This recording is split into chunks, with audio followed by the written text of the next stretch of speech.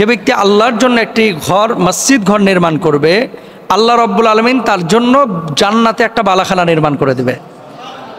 এটা কিন্তু জানাতেন বিষয়টা, জান্নাতে বালাখানা আল্লাহ সুবহানাহু ওয়া তাআলা নির্মাণ করে দেবে। দেখেন, অসংখ্য মুসলমান আমরা যারা আছি এই দুনিয়ার জিন্দেগিতে, বাপ ছিল মুসলমান, দাদা ছিল মুসলমান, আজকে আমি অটো মুসলমান হয়ে গেছি। মসজিদে 5 বছরে 10,000 টাকা দান করে নাই, এই মুসলমানের সংখ্যা কিন্তু বাংলাদেশে একেবারে কম না।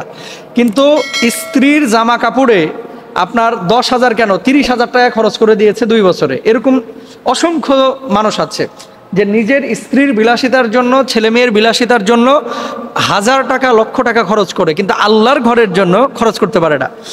দাউদ খিম যে মসজিদটি নির্মাণ করেছে, অনেকে বলে যে ফেসবুকের উপার্জিত টাকা দিয়ে মনে হয় মসজিদ নির্মাণ করেছে। মিথ্যে কথা। উনি ওখানে উল্লেখ করেছে টাকাগুলো কোথায় পেয়েছে, কত টাকা খরচ করেছে জানেন?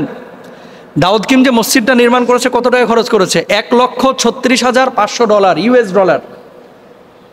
$1,36,500 ইউএস ডলার, তার মানে বাংলাদেশি টাকায় 1 কোটি টাকার উপরে। আলহামদুলিল্লাহ বলেন।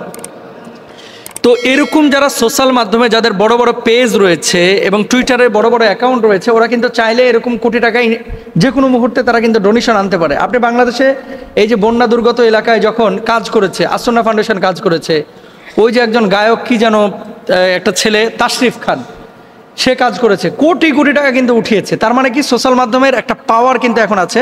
আল্লাহ তাআলা এই সোশ্যাল মাধ্যমের মাধ্যমে আল্লাহ সুবহানাহু ওয়া তাআলা এগুলো অ্যারেঞ্জ করান। এটা কিন্তু সোশ্যাল মাধ্যমের একটা বড় ভালো দিক। এটাকে চাইলে কেউ ভালোভাবেই ব্যবহার করতে পারে, কেউ খারাপভাবে ব্যবহার করতে পারে। আম পেকেছে, দেখেন, একটা ছুরি আপনি বাজার থেকে কিনলেন, ওই আমটাকে আপনি ছুরি দিয়ে কাটতে পারেন, আবার ওই ছুরি দিয়ে আপনি মানুষকেও কাটতে পারেন। তো ছুরির কিন্তু কোনো দোষ নাই। ছুরিটা দিয়ে আপনি কি করছেন? আম কাটছেন। এই ছুরি দিয়ে আপনি গরু কাটছেন, এই ছুরি দিয়ে আবার মানুষকে কাটছেন। তো মানুষ কাটলে আপনি হারাম করলেন। আর যখন আপনি আম কাটছেন, যখন আপনি হালাল গরু কাটছেন হালালভাবে বৈধ উপায়ে, তখন আপনি সওয়াবের কাজ করছেন, তাই না? সোশ্যাল মাধ্যম এমন একটা জিনিস, ফেসবুক, টুইটার, ইন্টারনেট, ইউটিউব, এগুলো আপনি কোন মাধ্যমে ব্যবহার করছেন? আপনি কি ইসলামিক কাজে ব্যবহার করছেন নাকি অনইসলামিক কাজে ব্যবহার করছেন?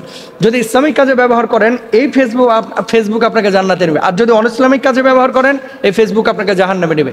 ফেসবুকে বিভিন্ন গ্রুপ আছে যারা কোরআন তেলাওয়াত শেখাচ্ছে, এই লেকচারগুলো, ইসলামিক লেকচারগুলো আপনারা পাচ্ছেন, সওয়াবের কাজ।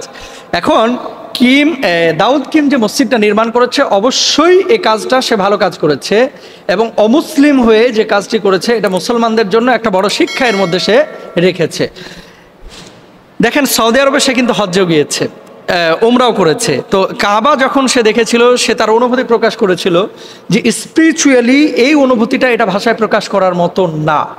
আপনি কাবা যতক্ষণ পর্যন্ত নিজ চোখে না দেখবেন, হজ যতক্ষণ পর্যন্ত না করবেন, উমরা যতক্ষণ পর্যন্ত না করবেন, ততক্ষণ পর্যন্ত এটার অনুভূতি আপনি বুঝতে পারবেন না।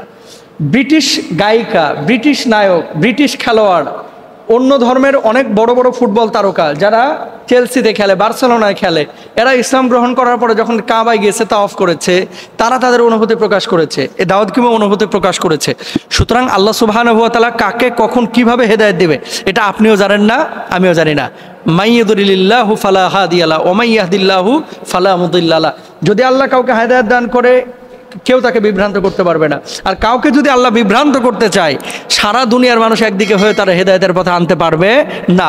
সুতরাং দাউদ খিম যে মসজিদ নির্মাণ করেছে, এটা ফেসবুক, ইউটিউবের টাকা না। মূলত এই টাকাটা সে তার টুইটার অ্যাকাউন্ট থেকে মানে বিজ্ঞপ্তি দিয়ে দিয়ে ডোনেশন নিয়ে এসেছে। যেভাবে রাস্তায় কালেকশন করা হয়, মসজিদে কালেকশন করা হয়, এইভাবে কালেকশন করে সে মসজিদটি নির্মাণ করেছে। আল্লাহ তাআলা আমাদেরকে মসজিদ বানানোর, মসজিদের খাদেম হওয়ার তৌফিক দান করুন।